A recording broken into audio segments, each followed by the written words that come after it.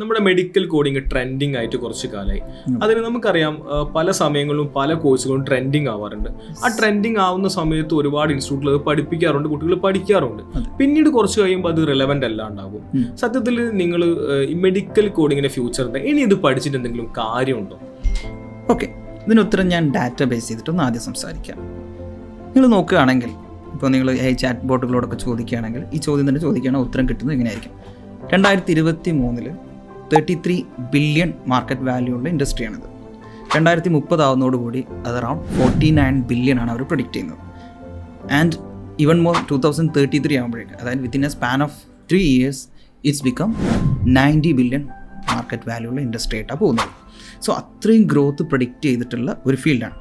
അതിൻ്റെ റീസൺ എന്ന് പറഞ്ഞാൽ നമുക്കറിയാം, പ്രഡിക്ഷൻ മാത്രമല്ല ഈ ഡാറ്റയൊക്കെ അല്ല, തീർച്ചയായിട്ടും നിങ്ങൾക്കറിയാം കോവിഡിന് ശേഷം ഇന്ത്യയിൽ മാത്രം നോക്കുകയാണെങ്കിൽ ഇൻഷുറൻസിൻ്റെ ഗ്രോത്ത് 40% ആണ് ഹൈക്ക് ഉണ്ടായിട്ടുള്ളത്.